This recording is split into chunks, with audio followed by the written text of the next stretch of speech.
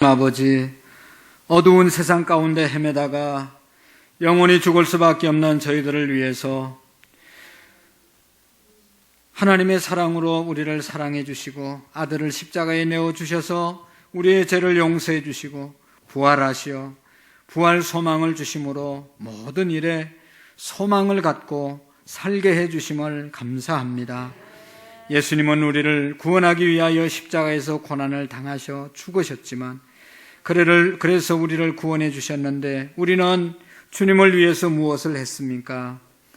주님이 우리를 위해서 고난당한 것에 비해 우리가 주님을 위해서 한 것이 무엇이 있습니까? 주님의 마음조차도 품고 살지 못했음을 고백하오니 용서해 주시옵소서. 주님, 이제라도 우리가 예수님의 마음으로 모든 사람을 나보다 낫게 여기며 겸손과 온유로 원수를 사랑하신 용서하는 주님의 마음으로 서로를 사랑하고 섬기며 세워주는 예수님의 마음으로 살아가는 저희들이 되게 해 주옵소서. 주님의 부활을 믿는다고 하면서 여전히 부정적이고 나약하고 믿음 없는 말과 행동, 쉽게 좌절하는 모습들 주님 용서해 주시고 부활의 주님을 믿고 다시 한번 빛 가운데로 나올 수 있는 우리의 믿음이 되게 해 주옵소서. 하나님, 이 민족을 축복하시고 이 민족이 예수님의 부활을 믿고 하나님 나라의 소망을 갖고 살아가는 민족이 되게 해 주옵소서. 이 땅 가운데 하나님의 나라를 이루는 데 쓰임받는 우리 민족이 되게 해 주옵소서. 하나님, 우리 교회가 예수님의 부활의 믿음으로 충만하게 하시고 하나님의 뜻을 따라서 살아가는 교회가 되기를 원합니다. 예수님의 부활의 정인으로 뜨겁게 열심으로 전도하며 기도하는 교회, 하나님의 성령으로 충만하여 깨어있는 신앙의 생활 하는 교회, 서로를 뜨겁게 사랑하고 존중해 주는, 서로를 세워가는 재단이 되게 해 주옵소서. 남녀 전도회 회장님과 또 셀 리더들, 우리 모든 직분자들, 기관장님들 맡겨진 사명 충성하여 기쁨과 감사함으로 살아갈 수 있게 하시고 오늘도 하나님 앞에 예배하는 이 예배 가운데 성령님 가득 임하여 주시고 우리의 마음과 뜻과 정성을 다하여 하나님을 찬양하며 하나님의 말씀에 귀를 기울이며 하나님의 은혜를 경험하는 예배의 시간이 되게 해 주옵소서. 군대가 있는 우리의 자녀들, 또 이 자리에 함께하지 못한 성도님들, 어느 곳에 있든지 하나님 앞에 예배하는 자들 되게 하시고 하나님의 은혜를 날마다 누리며 살아갈 수 있도록 복의 복을 더하여 주옵소서. 예수님 이름으로 기도하옵나이다. 아멘. 다 같이 하나님 앞에 찬양을 올려드리겠습니다. 살아계신 주 찬양하겠습니다.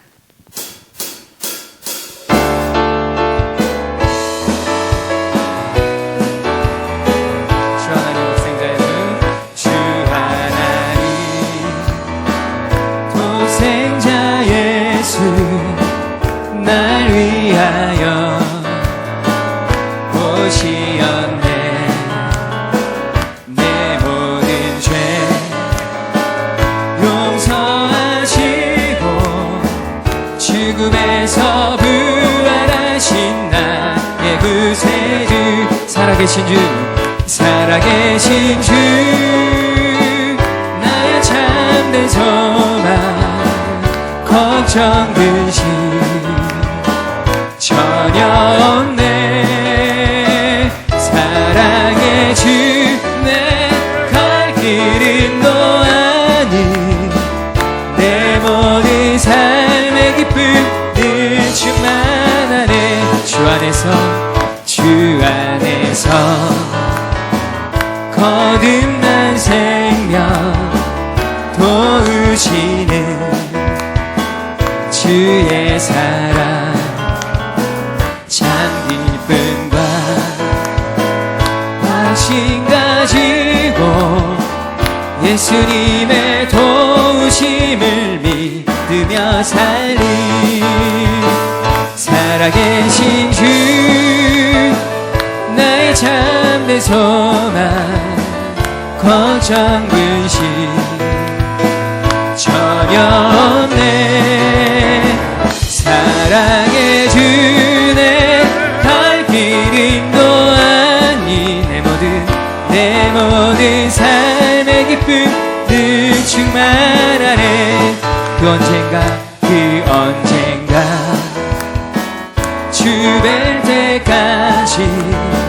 주를 위해 싸우리라. 승리의 길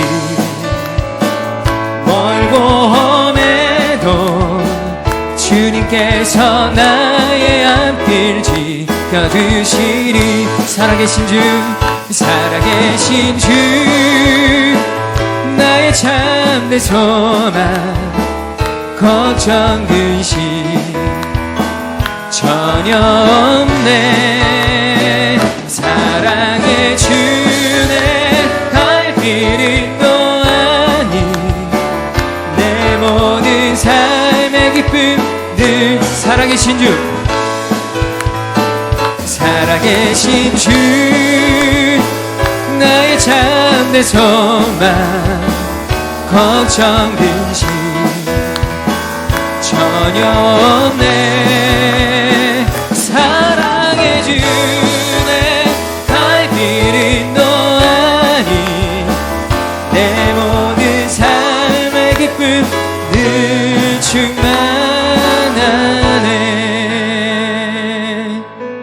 아멘. 주님 살아계십니다. 믿으십니까?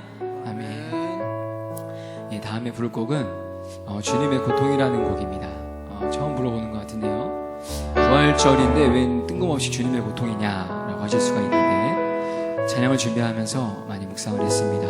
부활절, 부활, 과연 부활이란 무엇인가? 단순한 부활이 아님을 우린 다 알고 있습니다. 주님 부활이 있기 전에 주님의 고통이 있었습니다. 십자가를 논하지 않고는 부활을 논할 수 없습니다. 우리가 주님의 고통을 잊어버린다면 부활은 의미가 없습니다. 주님이 부활을 하시기 전에 모진 고통을 당하셨습니다. 말로 표현할 수 없을 정도로 매를 맞으시고 능욕을 당하시고 치욕을 당하시고 침뱉음을 당하셨습니다. 내가 받아야 할 고통을 다 당하시고 또 나를 위해 사셨습니다. 그래서 내가 살았습니다. 우리는 절대 이것을 잊으면 안 됩니다. 오늘 우리가 이 부활의 의미를 되새기면서 오늘 부활절을 참되게 기념하며 지냈으면 좋겠습니다. 함께 찬양하겠습니다.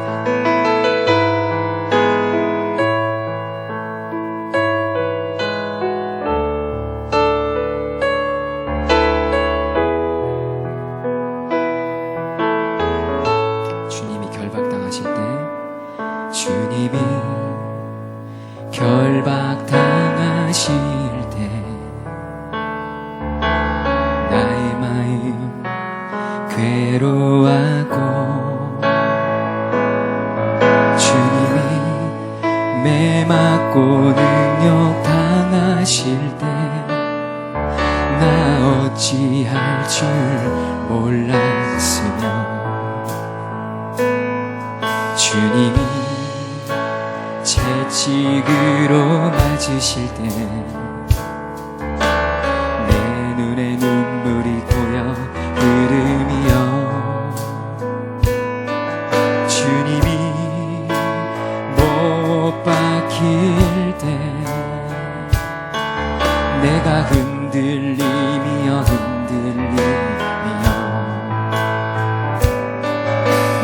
눈에서 오열의 파도가 넘치면 나의 마음 걷잡을 수 없어라. 그의 아픔이 내 아픔이요, 그의 죽음 내 죽음이라. 그러기에 그의 부활도 내 부활이네. 그러기에 그의 부활도 내 부활이네. 주님이 결박당하실 때 나의 마음 괴로워하고, 주님이 매 맞고 하실 때 어찌할 줄 몰랐으며 주님이 채찍으로 맞으실 때 내 눈에 눈물이 고여 흐르며 주님이 못 박힐 때 내가 흔들림이여 흔들림이여 그 눈에서 오열의 파도가 넘치며 나의 마음 걷잡을 수 없어라 그의 아픔이 내 아픔이요 그의 죽음 내 죽음이라 정말 이러하길 소망합니다 그의 부활도 내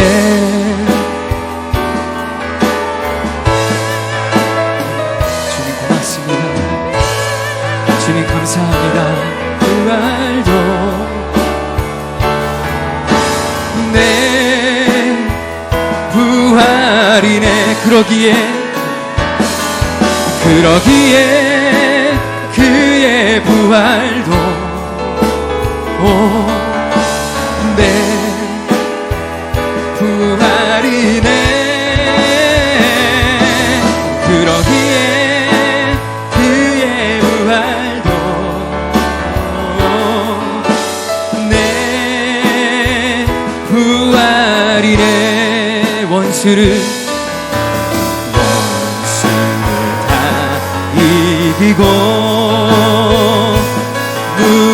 무덤에서 살아나셨네 어둠을 물리치고 나와서 성도 함께 길이 다스리시네 사셨네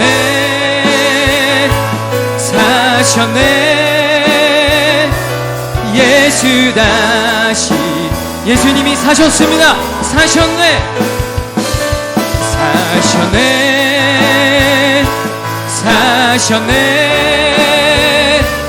예수 다시 다시 한번 고백하겠습니다 주님 사셨습니다 사셨네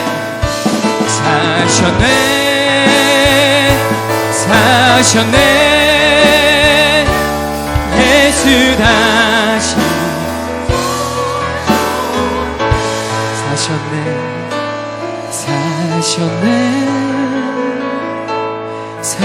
사셨네 예수 다시 사셨네 아멘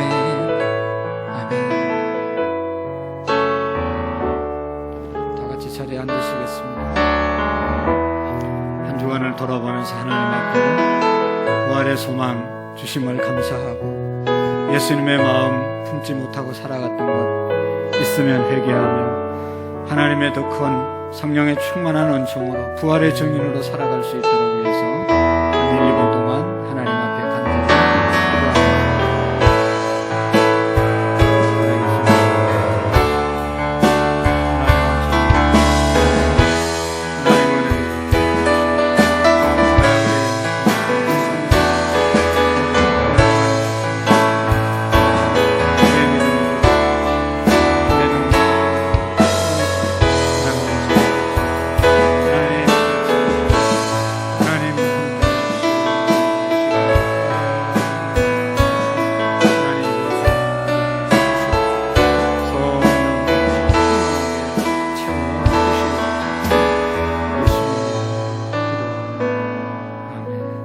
사도신경으로 우리의 신앙의 고백을 드리고 유영자 권사님 나오셔서 기도해 주시겠습니다.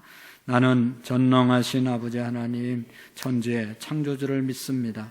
나는 그의 유일하신 아들 우리 주 예수 그리스도를 믿습니다. 그는 성령으로 잉태되어 동정녀 마리아에게 나시고 본디오 빌라도에게 고난을 받아 십자가에 못 박혀 죽으시고 장사된 지 사흘 만에 죽은 자 가운데서 다시 살아나셨으며 하늘에 오르시어 전능하신 아버지 하나님 우편에 앉아 계시다가 거기로부터 살아있는 자와 죽은 자를 심판하러 오십니다. 나는 성령을 믿으며 거룩한 공교회와 성도의 교제와 죄를 용서받는 것과 몸의 부활과 영생을 믿습니다. 아멘.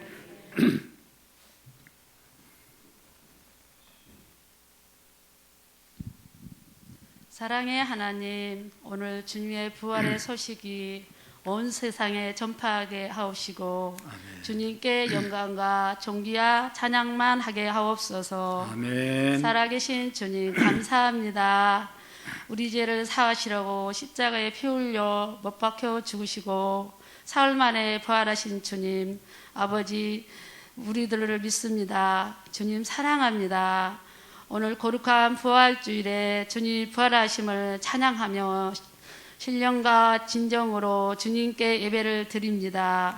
주님 홀로 영광 받으시옵소서. 아멘. 주님 안산 구로문교를 지금까지 지켜주시고 우리 목사님을 세우셔서 지금까지 건강한 교회로 성장하게 하심을 주님 감사합니다. 아멘. 주님 우리 성도님들이 부활의 증인으로 살게 하시며 하나님 말씀에 순종하며 행하는 예수도 그리스도인이 되게 하여 주세요. 아멘. 부활의 주님, 오늘 부활주일에 기억하지 말고 항상 주님을 생각하는 성도님 되게 해주세요. 아멘. 하나님 아버지, 우리 안녕 목사님 영가육의 건강을 지켜주시며 성령님 임재하시고 오늘 또 말씀을 전하실 때 오직 성령 안에서 은혜 받고 주님을 닮아가고 알아가는 성도님들 되게 하옵소서. 아멘. 각 초소에서 예배를 인도하시는 목사님들과 교육자들에게 부활의 승리를 알게 하시고 주여. 인도하고 교육하실 때 성령님이 함께 하시고 임재가 가득한 모든 예배가 되게 하여 주시옵소서. 아멘. 주님, 우리가 보이지 않는 어려움에 처해 있지만 오직 주님만 바라보고 주님 뜻을 알고 예수 그리스도의 산증인이 되게 하여 주시고 오늘의 모든 예배가 주님께 영광, 우리들에게 감사하는 마음을 아버지 주시옵소서. 우리에게는 항상 감사를 예배게 하여 해주시길 빌며 거룩하신 주 예수님 이름으로 기도드립니다. 아멘. 감사합니다.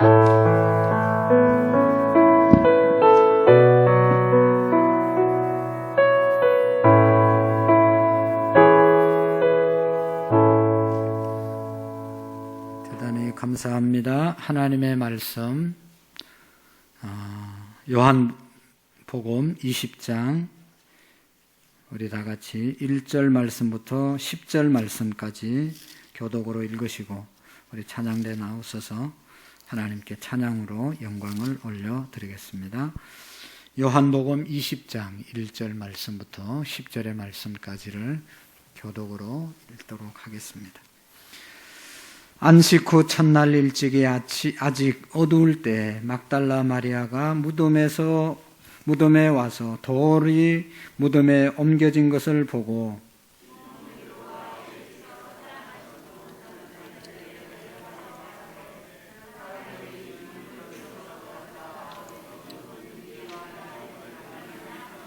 베드로와 그 다른 제자가 나가서 무덤으로 갈새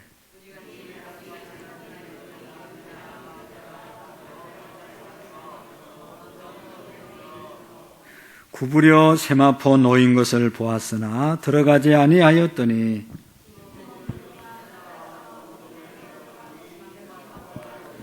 또 머리를 쌌던 수건은 세마포와 함께 놓이지 않고 딴 곳에 싸던 대로 놓여 있더라.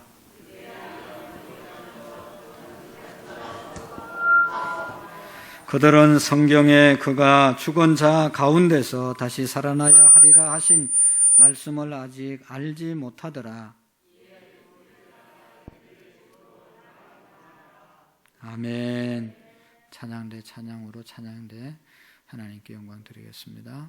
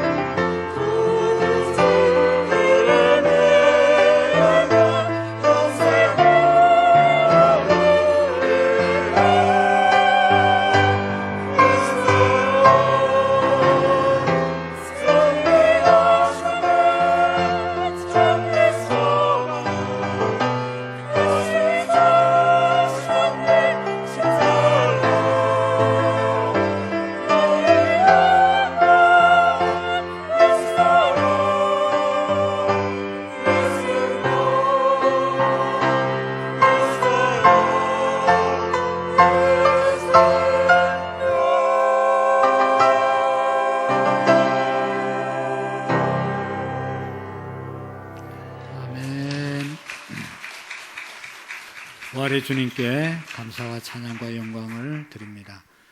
기도하시겠습니다. 살아계신 하나님 아버지, 우리에게 부활의 소망을 주시고 부활의 주님을 믿고 찬양할 수 있도록 은혜 주심을 감사합니다.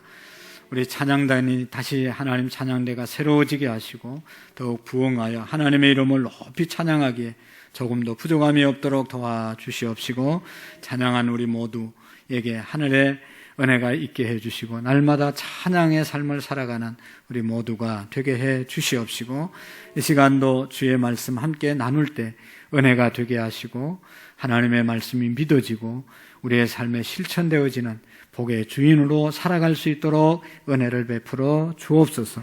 말씀을 방해하는 악한 사탄 마귀 역사들 다 묶어 주시옵소서. 온전히 하나님의 말씀만 잘 전달될 수 있도록 도와주옵소서. 예수님의 이름으로 기도하옵나이다. 아멘. 죽음의 권세, 사망의 권세를 깨뜨리신 예수 그리스도의 부활의 은혜가 우리 모두에게 있기를 축복합니다. 특별히 2021년도 부활주일 2부 예배 나오신 여러분들에게 사업이 다시 회복되고 우리의 직장이 회복되고 또 우리의 신앙이 회복되고 오늘 찬양대가 회복된 것처럼 우리의 모든 신앙도 회복되는 은혜가 있기를 축복합니다. 셀 모임이 회복되어지고 개인의 기도가 회복되어지고, 오늘 일부 예배도 보니까 그동안 교회 잘 못 나왔던 한 가정이 나오셨는데 이렇게 자꾸 나와지는 그런 은혜가 있기를 축복합니다. 스칸디아나 반도에 페트로라고 하는 그런 남자가 자기 아들과 함께 배를 타고 고기를 잡으러 나갔습니다. 나갈 때는 바다가 잔잔했는데 한참 조업을 하다 보니까 갑자기 태풍이 불어와가지고 그냥 배가 흔들리기 시작하는데 돌아갈 수가 없습니다. 그래서 배가 나뭇잎처럼 그냥 바다 위에서 그렇게 휩쓸려가지고 고생을 하는데 해는 넘어가고 깜깜해지게 되었습니다. 그러니까 돌아가기 위해서 아무리 애를 썼지만 돌아갈 수도 없고 이제는 기력도 떨어지고 방향도 알 수가 없고 너무너무 어려운 상황에 놓여 있게 되었습니다. 그래서 어쩔 수 없으면 모든 것을 포기하고 그냥 표류하고 있는데 갑자기 저쪽 맞은편에서 불기둥이 확 올라오면서 불꽃이 보이면서 희망을 갖게 되었습니다. 왜냐하면 그 불꽃이 있는 곳이 육지이기 때문에 그곳으로 가면 육지가 있으니까 그곳으로 가면 살겠다 싶어서 아들과 함께 그냥 노를 저어가지고 불기둥이 보이는 곳으로 배를 저어서 갔습니다. 가서 보니까 마침 자기가 사는 동네였습니다. 그래서 얼마나 기뻤겠어요. 얼마나 다행스럽게. 그런데 그의 부인이 달려와가지고 이 남편을 껴안고 막 통곡을 하면서 우는 겁니다. 그래서 자기는 자기들이 아들과 함께 돌아와서 기뻐서 감격에 눈물을 흘리는 줄 알았는데, 여보 용서해 주세요. 여보 화내지 마세요. 그러면서 자기가 우는 이유에 대해서 얘기를 했습니다. 내가 잘못해가지고 부주의해서 우리 집에 불을 냈습니다. 그래가지고 집에 있는 모든 세간이 다 타버렸습니다. 이거 어떡합니까? 용서해달라고 눈물을 펑펑 흘리는 거예요. 얘기를 듣고 남편이 울지 말라고, 너무 감사하다고, 그렇게 다 태워서 불기둥이 일어났기 때문에 우리가 그거를 보고 지금 이렇게 살아왔다고, 너무 잘했다고 그러면서 오히려 위로하고 격려를 했다는 그런 실화가 있습니다. 여러분, 여기에 귀중한 메시지가 담겨져 있습니다. 부활하신 예수님을 믿는다는 것은 생명의 불기둥으로 나아가는 것입니다. 여러분, 이 불기둥이 일어나기 위해서 집안의 모든 세간을 다 태우고 불을 피웠기 때문에 그것을 보고 달려온 그러한 남편과 아들이 살아나게 된 것 아니겠습니까? 예수님을 믿는다고 하는 것, 예수님의 제자가 된다는 것은 집의 모든 것을 다 태우고도 조금도 아깝지 않는, 그것과 비교할 수 없는 큰 은혜가 주어지게 된 것이죠. 아픔과 비교할 수 없을 정도의 축복이 바로 생명의 불기둥으로 나가는 것입니다. 예수님의 부활은 인류의 역사의 최대의 사건임을 믿습니다. 사망의 권세를 깨뜨리시고 부활하신 주님을 모시고 산다는 것은 영생을 누리며 사는 삶이기 때문에 가장 복 있는 삶인 것입니다.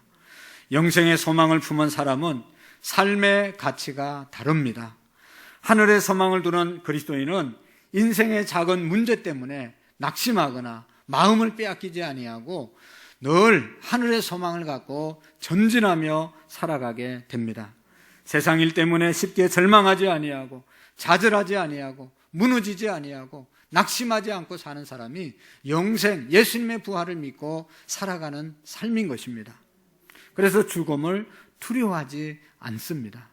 여러분, 오늘 성경에 보면 예수님의 부활의 사건을 너무나 자세히, 부활의 사건을 너무나 자세히 우리에게 세밀하게 기록해서 알려주고 있습니다. 보십시오. 예수님이 언제 부활했다고 말합니까? 안식 후 첫날, 이른 아침에 아직 어두울 때라고 말씀하고 있습니다. 예수님이 부활한 때, 안식 후 첫날, 토요일을 이스라엘은 사람들은 안식일이라고 말하고 그 다음 날을 첫날이라고 말하는데 안식 후 첫날 주일날 새벽에 예수님이 부활하셨습니다. 그래서 우리는 새벽 기도를 귀중하게 여기는 것이죠. 두 번째로 예수님이 어디에서 부활했습니까? 유대 땅 예루살렘에 예수님이 죽어서 묻혔던 그 무덤에서 부활하셨습니다. 또 예수님의 이 부활의 사건을 누가 보았습니까? 목격자가 누굽니까? 오늘 여기 보면 막달라 마리아와 다른 마리아, 그리고 그들이 달려가서 예수님의 제자들에게 이야기했을 때 함께 달려와서 봤던 베드로와 예수님을 사랑하는 제자라고 말하는데 그 예수님을 사랑하는 제자는 아마도 사도 요한이었을 것이다, 그렇게 말합니다. 그러니까 막달라 마리아와 다른 마리아, 그리고 베드로, 그리고 예수님을 가장 사랑했던 요한이 가장 먼저 예수님의 부활의 목격자들이 되었습니다. 어떻게 하다 막달라 마리아가 예수님의 부활을 제일 먼저 목격자가 되었습니까?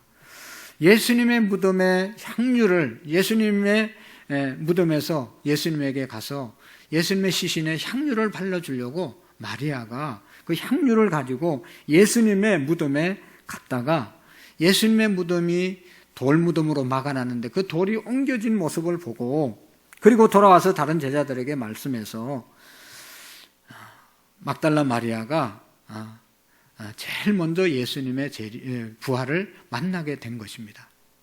그리고 무엇을 보았습니까?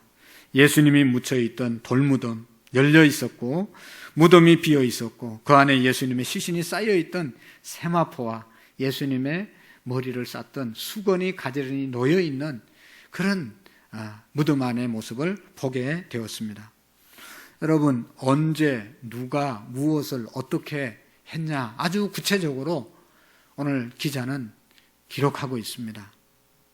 왜 이렇게 구체적으로 예수님의 부활을 기록한 거죠? 예수님 부활했다 그러면 끝나는 것 아니겠어요? 그런데 어느 날 어디에서 부활하셨는데 누가 보았고 그 부활의 현장은 어떤 모습이었다, 이렇게 구체적으로 기록한 내용은 예수님의 부활이 어떤 신화적인 내용이 아니라 이렇게 역사적인 사실이었다는 사실을 우리에게 알려주고 있는 내용입니다. 예수님의 부활의 증거는 너무나 많이 있습니다. 예수님의 부활을 증명하기 위해서는 너무나 많은 자료가 있습니다. 오히려 예수님의 부활을 부인하는 증거가 부족하고 예수님의 부활을 안 믿는 것이 더 비합리적인 그러한 것입니다. 그처럼 예수님의 부활은 너무나 확실한 사실입니다. 오늘 성경에 보면 예수님이 부활했다는 증거를 몇 가지로 우리에게 보여주고 있는데 그 첫 번째가 뭔가 하면 예수님의 무덤 앞에 돌로 막아놨는데 그 돌이 옮겨져 있었다는 사실입니다. 여러분, 유대 나라의 무덤은 나라마다 무덤 쓰는 그 문화가 조금씩 다른데 유대 나라는 돌무덤입니다. 돌이 많기 때문에 사람이 죽으면 돌을 싸서 그 안에 관을 집어넣고 이렇게 하고 또 돌을 파서 바위를 파서 그 안에 관을 집어넣고 그 앞에는 반드시 돌으로 문을 만들어 딱 이렇게 가립니다. 근데 예수님의 무덤에 앞에 돌을 갖다 놓은 돌문은 너무나 무거운 거예요. 수천 톤 되는 것이었습니다. 그래서 이 돌을 여인들이 오면서 돌을 누가 옮겨줄까? 옮겨줘야 들어갈 수 있는데 돌 옮길 걱정을 하면서 왔다는 것 아닙니까? 그러니까 여인들은 그 돌을 옮길 수가 없었고 옮기지 않았습니다. 그리고 그러면 예수님의 제자들이 옮겼을까? 예수님의 제자들도 오늘 성경의 정황을 보면 예수님의 제자들이 와서 무덤에 돌을 옮겨놓지 않았다는 것을 알 수 있습니다. 왜냐하면 막달라 마리아가 막 제자들이 있는 곳에 달려가서 얘기했을 때 처음 들은 것처럼 베드로와 요한이 달려왔잖아요. 그것을 보면 예수님의 제자들이 이른 아침에 와서 예수님의 무덤 앞에 있는 돌, 그것을 옮겨놓지 않았다는 것을 우리가 알 수가 있습니다. 더구나 예수님이 죽었을 때 십자가에 못 박힐 때 무서워서 다 뿔뿔이 흩어진 그런 예수님의 제자들이 어떻게 그 새벽에 예수님의 무덤 앞으로 달려올 수 있겠습니까? 상상할 수 없는 일입니다. 그러면 돌을 누가 옮겨 놓았습니까? 유대 장국자들이 예수님의 시신을 훔쳐가기 위해서 열었을까요?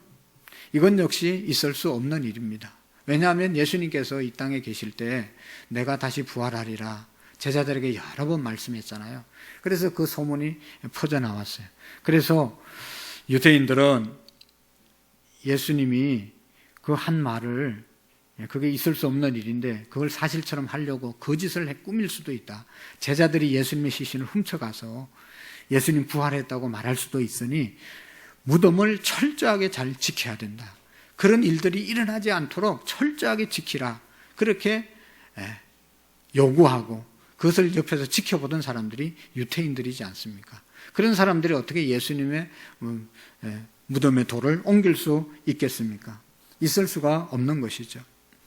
그렇다면 이 돌문을 누가 옮겼을까? 한 가지만 예측이 가능한 것이죠. 그것은 하나님께서 그 돌을 옮기셨다. 하나님만이 예수님을 부활시켰다는 것입니다. 더 나가서 보면 부활의 증거 세마포가 그 자리에 놓여 있고 예수님의 이마에 쌌던 얼굴에 쌌던 그 수건이 가지런히 놓여 있는 그런 모습을 보면 예수님은 분명히 부활하셨다는 사실을 알 수가 있습니다. 여러분, 당일의 사건은 이랬죠. 부활의 아침 마리아가 예수님의 시신이 안치된 무덤으로 갔을 때 무덤을 막고 있던 돌이 굴러져 있었던 것을 보았습니다. 그리고 그것을 본 마리아는 즉시로 그 사실을 베드로와 예수님의 제자들에게 알리게 되죠. 그래서 사랑했던 제자 요한과 또 이 베드로가 예수님의 무덤에 달려왔습니다. 둘이 똑같이 출발을 했지만 아마도 요한이 더 젊었던 것 같습니다. 예수님의 무덤에 먼저 도착한 사람은 요한이었습니다. 요한이 도착해서 무덤 안으로 들어가지 못하고 바깥에서 보니까 안이 깜깜하고 아직 해가 뜨지 않은 그 무렵이기 때문에 깜깜해서 보이는 것은 흰 세마포밖에 없었습니다. 아마도 요한은 그 안에 세마포에 예수님의 시신이 쌓인 줄 알았을 것입니다. 그리고 들어가지 않고 머뭇거리고 있는데 베드로가 도착을 하게 되죠. 그래서 베드로는 성질이 급한 사람이고 확인하고 싶어서 또 해가 떴기 때문에 얼마든지 들어가서 확인할 수 있었기 때문에 그냥 무덤 안으로 들어간 것이죠. 들어가 보니까 예수님의 시신은 없고 세마포는 그대로 놓여져 있고 그리고 예수님 머리에 썼던 수건은 한쪽에 가지런히 개어 있었던 것입니다. 여러분 상상을 해보십시오. 누가 훔쳐갔다고 하면 그렇게 가지런히 이렇게 놓여 있고 수건을 그렇게 개어서 놓아둘 수 있는 그런 여유가 있었겠습니까? 이것을 보면 바로 예수님이 부활했다는 사실을 우리가 깨닫게 되고 또 이 여인들이 예수님의 제자들에게 달려간 이유가 있습니다. 그것은 예수님이 부활한 증거를 남기기 위해서 예수님의 부활의 증거를 삼기 위해서 제자들에게 가서 이야기했다는 겁니다. 막달라 마리아와 다른 마리아 여인들이 보았지만 여인들이 증인이 될 수 있지만 모세의 법에는 유대인들은 여자를 증인으로 인정하지 않았습니다. 여자들이 아무리 봤다고 얘기해도 여자들은 증인이 안 되었어요. 왜 그래요? 여자는 사람 취급을 안 했어요. 그 당시에. 죄송하지만 지금은 뭐 아니지만 그래서 여자가 한 말은 안 믿었어요. 그러니까 아무리 예수님 부활했다고 여자가 떠들어도 안 믿어, 증인이 안 되니까 예수님의 제자들을 불러서 증인 삼기 위해서 그렇게 했다는 것입니다.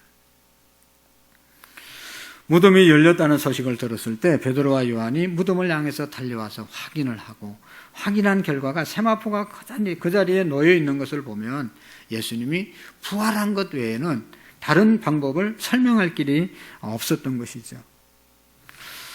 여러분, 그래서 베드로의 말을 듣고 요한도 무덤 안으로 들어가 봅니다. 들어가서 보니까 오늘 5절 말씀부터 8절 말씀까지 보면 믿었다 라고 하는 말이 3번이나 나옵니다. 들어가서 보니까 예수님의 부활을 믿을 수밖에 없었다. 그렇게 확인하게 된 것이죠.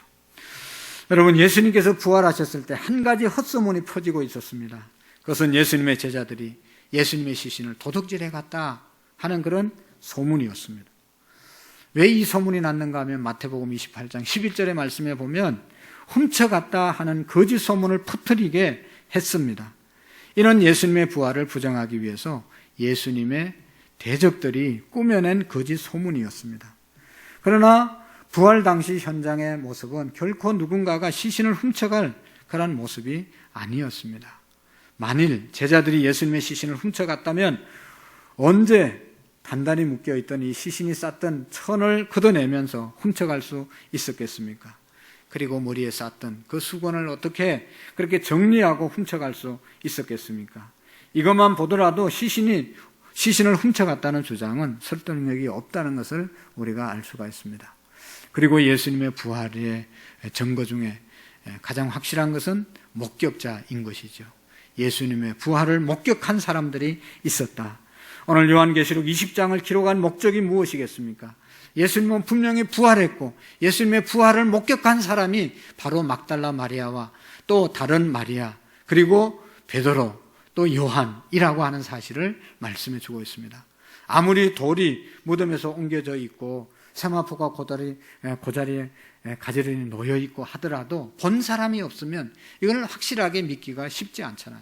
그러나 본 목격자가 증언하기 때문에 예수님의 부활은 확실하다는 것을 알 수가 있는 것입니다. 여러분, 이 부활의 목격자 막달라 마리아 그리고 예수님의 두 제자였죠. 저는 예수님의 부활이 가장 확실한 증거를 대라고 하면 오늘날 우리의 교회와 또 우리 예수님의 제자들, 예수님을 믿었던 부활의 증인들이 있다는 사실인 것이죠.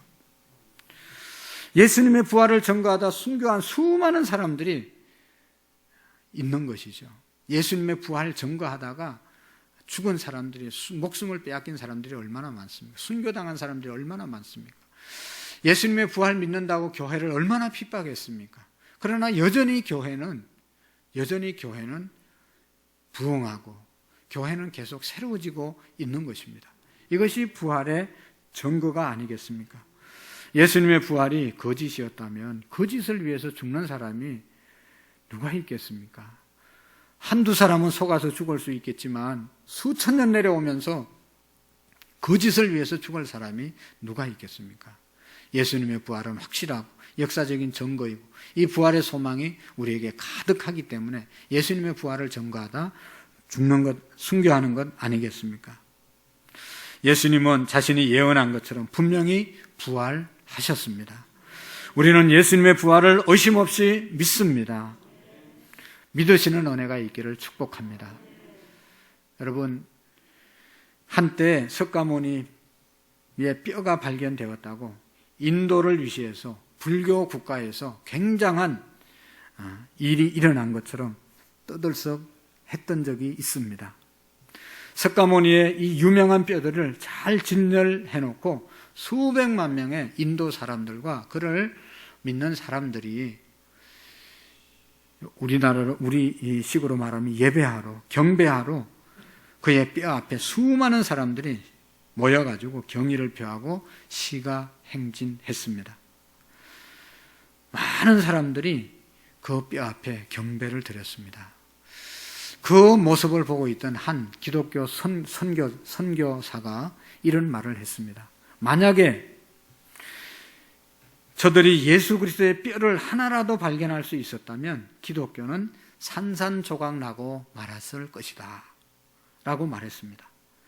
기독교는 그들처럼 죽은 자를 믿는 종교가 아니고 산자를 믿는 종교이고 죽을 수밖에 없는 인간을 믿는 종교가 아니라 영원히 살아계신 하나님을 믿는 종교가 우리 기독교임을 믿습니다. 예수님의 시신을, 예수님의 뼈를 찾을 수가 없는 것은 예수님이 확실한 부활의 사실이라는 것입니다. 예수님께서 부활하신 새벽에 여자들이 향품을 예배해 가지고 예수님의 무덤에 찾아가 예수님을 찾았을 때 천사가 뭐라고 합니까? 어찌하여 산자를 죽은 자 가운데서 찾고 있느냐? 너희들보다 먼저 갈릴리로 가셨느니라. 예수님은 이미 부활하셔서 너희들이 늘 함께 했던 사역했던 사역의 현장 갈릴리로 가셨다. 천사들이 알려주신 것입니다. 오늘 우리의 신앙도 신앙생활하면서 예수님을, 살아있는 예수님을 죽은 곳에서 찾을 때가 얼마나 많은지 모릅니다. 예수님은 살아나셨는데 우리는 죽은 믿음을 가지고 그곳에서 헤맬 때가 얼마나 많은지 모릅니다. 예수님은, 하나님은 살아계신 하나님이신데 우리는 죽은 예수를 믿고 있을 때가 얼마나 많이 있습니까? 주님은 죽은 자들 가운데서 살아나신 것입니다. 지금도 우리 예수님께서는 성도들의 가슴 속에 살아서 역사하십니다. 온 세상을 다스리시는 살아계신 예수 그리스도를 바라보는 그런 우리의 믿음이 될 수 있기를 바랍니다. 오늘 부활하신 주님의 사건을 통해서 우리는 두 가지를 교훈받을 수 있습니다. 그 첫 번째는 우리의 믿음을 일깨워 주신다는 것입니다. 부활하신 주님은 우리의 믿음이 부활 믿음으로 세워지기를, 우리의 믿음을 일깨고 계심을 깨달을 수 있기를 바랍니다. 오늘 13절 말씀을 읽지는 않았지만 보면 마리아는 천사들이 이르되 여자여 어찌하여 우느냐 이르되 사람들이 내 주를 가져다가 어디에 두었는지 내가 알지 못함이니이다. 이렇게 마리아가 이야기합니다. 여러분, 이 말은 마리아가 예수님의 부활을 믿지 못하고 하는 그런 소리입니다. 마리아는 예수님을 얼마나 사랑했던 사람입니다.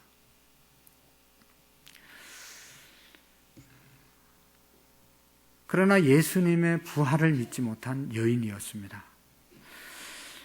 마리아에게 있어서 예수님은 감사의 대상이었고 사랑의 대상이었고 헌신의 대상이었고 온갖 것을 주님을 위해서 드리고 싶은 마음을 갖고 살아간 사람이 막달라 마리아입니다. 왜냐하면 그가 일곱 귀신이 들려가지고 미쳐 돌아갈 때, 인간 노릇을 하지 못할 때 예수님께서 나타나셔서 그에게 붙어있는 귀신을 내쫓아 주시고 온전한 정신을 주시고 삶의 의미를 찾게 하시고 바른 삶을 살 수 있도록 인도하신 분이 예수님이시거든요. 그러니까 얼마나 감사하고 얼마나 사랑, 얼마나 헌신해야 될 대상이어서 예수님이 십자가에 못 박혀 죽으실 때 현장까지, 십자가 박히는 현장까지 쫓아갔던 분이 바로 이 막달라 마리아입니다. 그렇게 예수님을 위해서 헌신하고 희생했던 사람입니다. 그러나 정작 예수님의 부활을 믿지 못했던 것입니다. 예수님을 믿는 믿음이, 부활을 믿는 믿음이 없었습니다. 한마디로 그의 부활의 믿음은 죽어가고 있었습니다. 그런데 예수님께서 오늘 16절의 말씀에 보시면 이렇게 말씀합니다. 예수께서 마리아야 하시거늘 마리아가 돌이켜 히브리 말로 람오니 하니 이는 선생님이라 말씀이니라 말씀하고 있습니다. 부활의 주님을 알아보지 못한, 부활의 신앙을 갖지 못한 마리아를 향해서 주님은 마리아야, 마리아야 부르니까 그제서야 자기의 스승인 줄 알게 되고 선생님이요 하고 예수님을, 부활의 주님을 바라보게 되었다는 것입니다. 마리아야, 그 이름을 부르는 그 순간 그의 죽어가던 믿음이 살아났습니다. 잠자던 심령들이 깨어났습니다. 오늘 부활하신 주님께서 우리의 이름도 불러주십니다. 아담아 불렀던 주님, 모세야 불렀던 주님, 사무엘을 불렀던 주님, 오늘 저와 여러분들을 부르시고 부활의 믿음을 가지라고 우리의 이름을 부르심을 들을 수 있기를 축복합니다. 죽어있는 우리의 믿음을 깨워주시기 위해서 주님은 우리의 이름을 끊임없이 부르고 계십니다.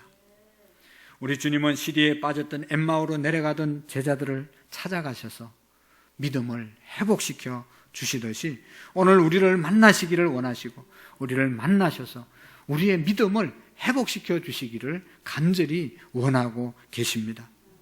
그리고 우리의 이름을 불러주십니다. 우리의 믿음을 부활하신 신앙으로 바꾸어 주시기를 원하시는 분이 부활하신 주님이십니다. 오늘 우리 모두가 이 부활의 신앙으로 충만해지는 은혜가 있기를 축복합니다. 부활의 신앙으로 충만하면 우리의 삶은 분명히 변화된 삶을 사는 것입니다. 부활의 주님을 만난 삶은 그냥 그렇게 사는 사람이 아닙니다. 분명히 변화된 삶이 있습니다. 예수님이 십자가에 돌아가셨을 때 마리아는 얼마나 슬퍼했을까요? 자기를 살려주신 예수님, 자기에게 온전한 정신을 주신 예수님인데 그분이 죽었을 때 얼마나 슬펐겠어요. 그리고 예수님의 무덤에 향유를 바르기 위해서 갔을 때 예수님이 안 계셨을 때 얼마나 허탈하고 허무했을까요? 너무너무 힘들었을 거예요. 너무 낙심했을 겁니다.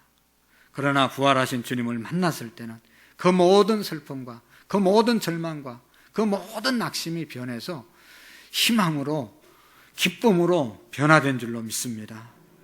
여러분, 부활의 주님을 만난 마리아는 기쁨이 충만했을 뿐만 아니라 사명감으로 충만해지는 삶으로 변화되는 것을 볼 수 있습니다. 예수님께서 마리아에게 한 가지 사명을 주셨습니다. 그것은 내가 보고 들은 것을 형제들에게 가서 전하라는 것입니다. 네가 본 부활의 현장을 가서 전하라는 것이죠. 17절 말씀에 보면 이르되 내가 내 아버지 곧 내 아버지 내 하나님 곧 너희 하나님께로 올라간다 하라 하는 사실을 말씀하셨습니다. 때문에 예수님의 부활을 만난 마리아는 더 이상 슬픔에 잠겨 있을 필요가 없었고 그럴 시간도 없었습니다. 왜냐하면 예수님의 부활을 증언하는 증인이 되어야 하기 때문입니다. 내가 주를 보았다, 내가 주님을 만났다, 이것을 전하는 사람이 되어야 하기 때문인 것입니다. 사랑하는 성도 여러분, 2021년도 부활절 아침, 오늘도 부활하신 주님은 우리를 부르시고 계시고 우리를 만나주시기를 원하고 계십니다. 물론 예수님께서 육신으로 우리에게 다가오는 것은 절대로 아닙니다. 그러나 성령으로, 세미한 음성으로 오늘도 우리의 이름을 부르시고 우리의 모습을 아시고 우리에게 믿음을 새롭게 해주시기를 간절히 원하고 계신다는 것입니다. 예수님의 제자들에게 성령으로 임했던 그 성령 하나님께서 오늘도 우리에게 동일하게 성령으로 만나 주십니다. 성령님을 통해서 우리는 마리아가 만났던 예수님을 동일하게 만날 수 있습니다. 그리고 그 예수님을 만났을 때 우리의 삶이 달라집니다. 슬퍼했던 분은 기쁨으로 바뀔 것이고 불평과 원망을 살았던 삶은 감사와 기쁨으로 바뀔 것이고 낙심한 그런 삶이 있으면 소망의 삶으로 바뀌어지는 은혜가 있을 줄로 압니다. 늘 의심하고 민가민가하고 왔다 갔다 하는 그런 신앙이 있으면 확실한 믿음으로 변화되는 그런 아침이 될 수 있기를 축복합니다. 예수님의 부활이 기쁜 소식이 된 것은 예수님의 부활이 기쁜 소식이 되는 것은 그것이 사실이기 때문에 언제나 기쁜 소식이 되는 것입니다. 여러분, 아무리 재미있는 얘기라도 거짓말은 2번, 3번 들으면 더 이상 들을 이유가 없고 듣기 싫어합니다. 여러분, 우리가 어릴 때 동화를, 재미있는 얘기를 어른들로부터 들을 때 얼마나 재미있고 귀가 솔깃하고 상상의 날개를 펼치면서 그 얘기를 듣잖아요. 그렇지만 자라서 들어보면 다 거짓말이에요. 옛날 동화 해주려고 그러면 하면서 다 도망가고 듣지 않잖아요. 예수님의 부활이 우리에게 기쁨이 되고 소망이 되는 것은 예수님의 부활은 확실한 사실이기 때문에 우리에게 부활의 소망을 주기 때문에 그 소리를 들을 때 기쁘다는 것입니다. 사실이기 때문에 그런 것이죠. 부활이 영원히 기쁜 소식이 되는 것은 그 부활의 사건이 사실이기 때문입니다. 사랑하는 성도 여러분, 이 부활의 주님을 만나는 은혜가 있기를 축복합니다.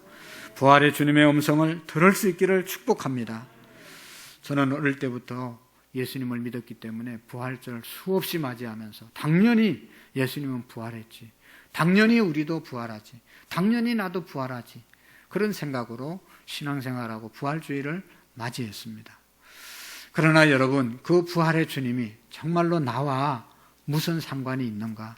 예수님의 부활이 내게 믿어짐으로 인해서 나의 삶은 무엇이 변했는가 하는 것이 중요한 것이죠.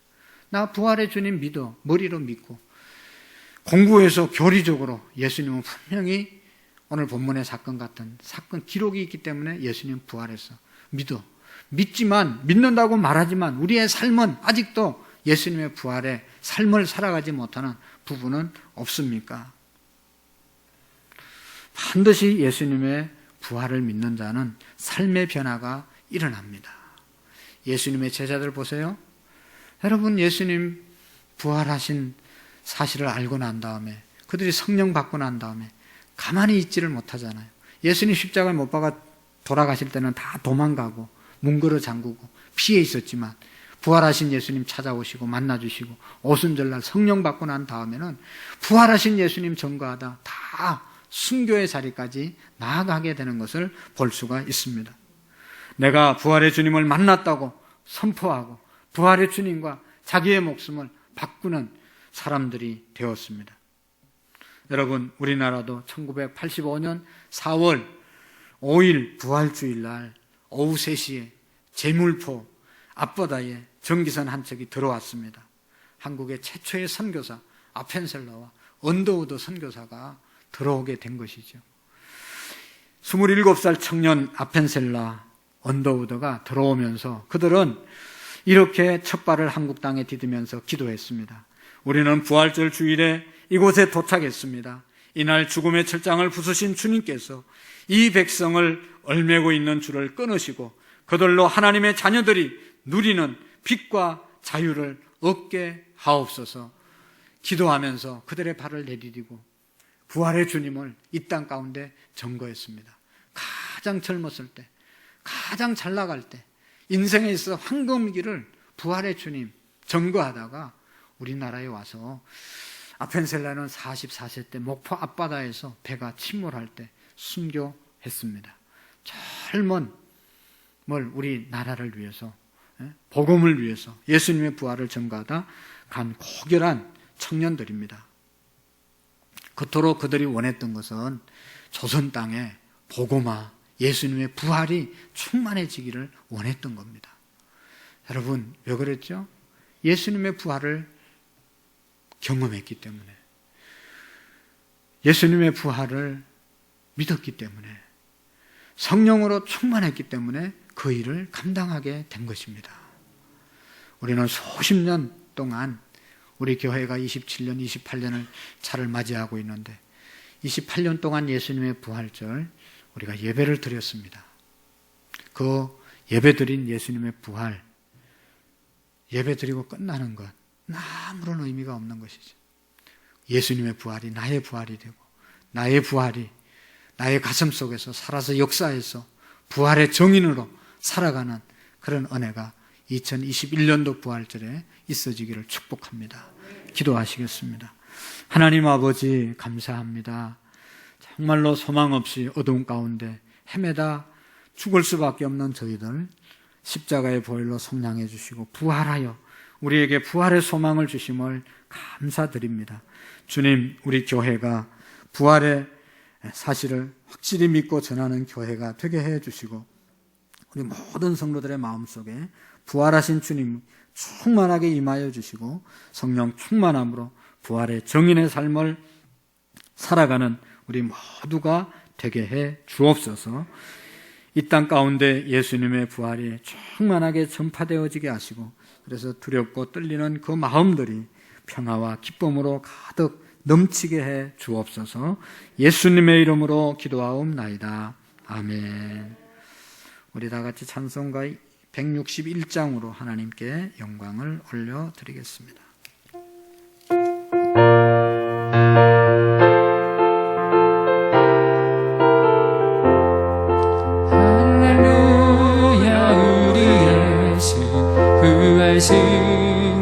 승천하셨네.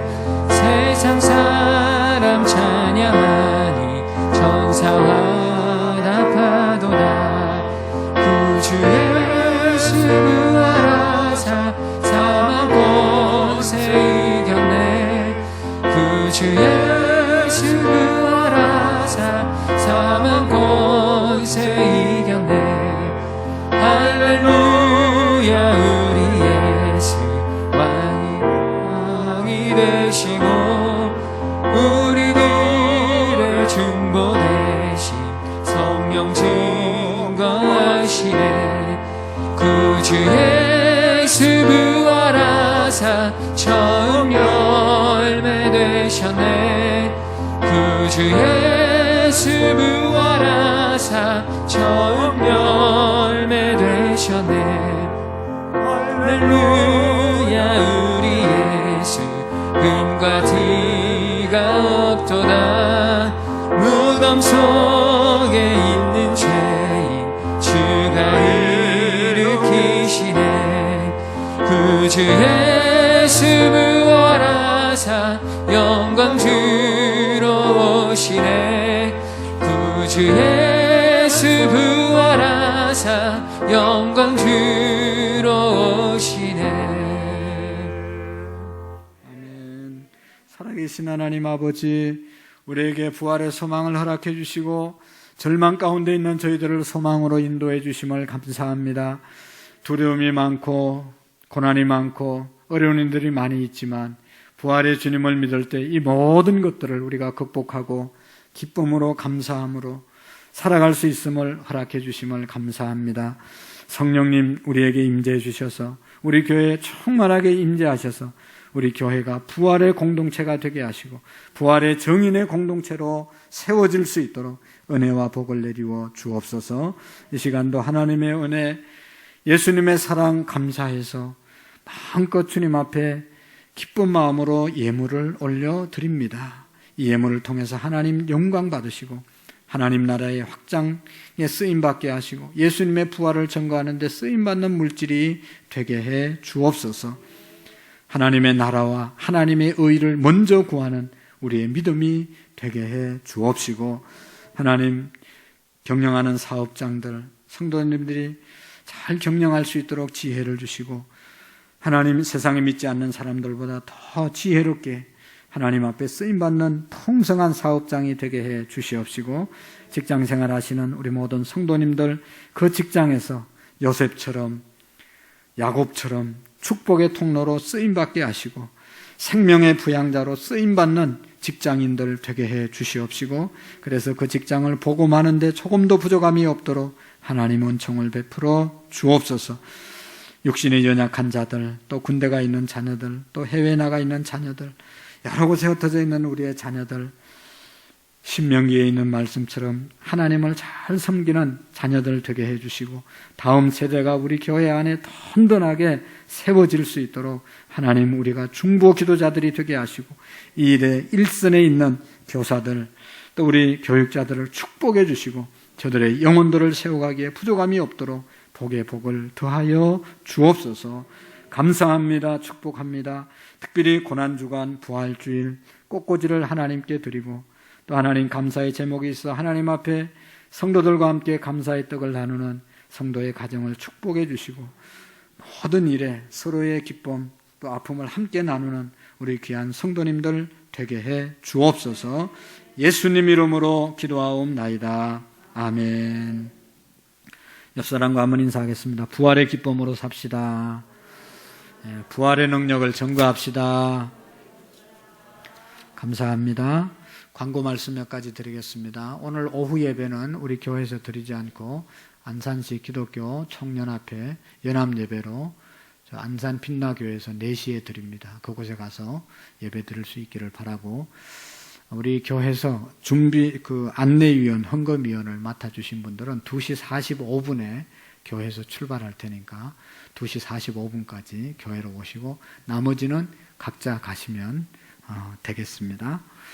특별히 이 코로나 때문에 우리가 조심하고 있는 상황이기 때문에 그 교회에 20% 안내는 좌석은 한 600석 정도 된다고 하는데, 그래서 위에서 기도해 주시고 방역을 철저히 해 주시고 우리가 함께 참석할 수 있는 분들은 참석하면 좋겠습니다. 오늘 3부 예배 후에 우리 이곳에서 원례를 갖도록 하겠습니다.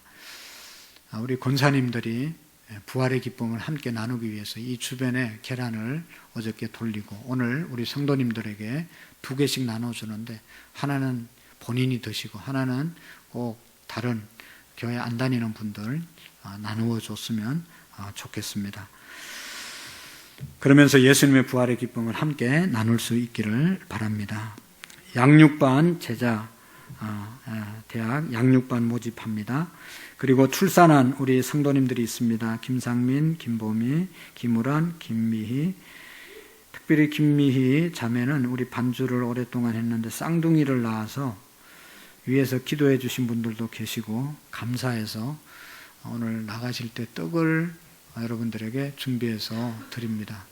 보니까 떡도 많이 준비했더라고요. 쌍둥이라서 2인분을 준비한 것 같아요. 민대용, 경유정 집사님 가정 출산했습니다. 위에서 기도해 주시기를 바랍니다. 광고 다 했죠? 네. 다 같이 자리에서 일어나셔서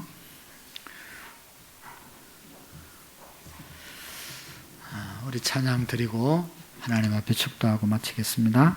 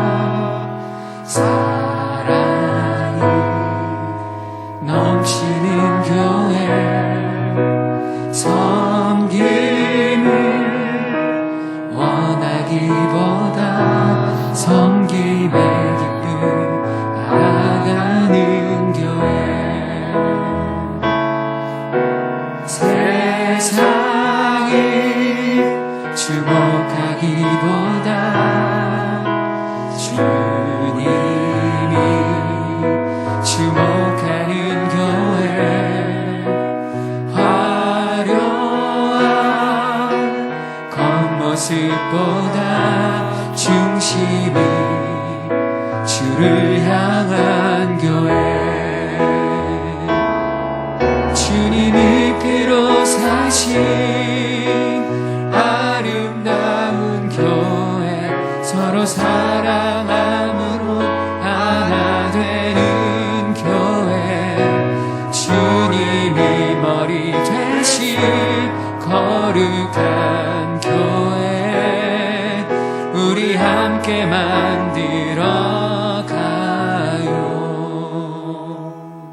아멘. 하나님 아버지 감사합니다. 특별히 또 지난주에 상을 당한 우리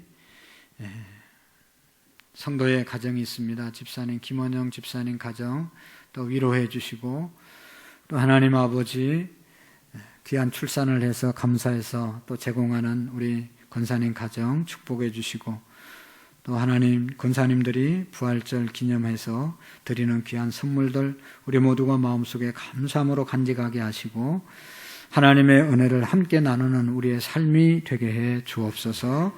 이제는 우리 주 예수 그리스도의 은혜와 하나님 아버지의 극진하신 사랑하심과 성령님의 교통하시고 역사하시고 충만하신 은혜가 오늘 부활의 정인으로 살기로 마음에 다짐하고 돌아가는 모든 성도님들 머리 위에, 우리 교회 위에, 온 열방 위에 이제로부터 영원토록 함께 계시기를 간절히 축원하옵나이다. 아멘. 자리에 앉으셔서 한 2, 3분, 한 5분 동안 코로나 종식을 위해서 경제와 신앙과 우리의 모든 삶이 정상으로 일상으로 돌아갈 수 있도록 위해서 함께 기도해 주시기를 바랍니다.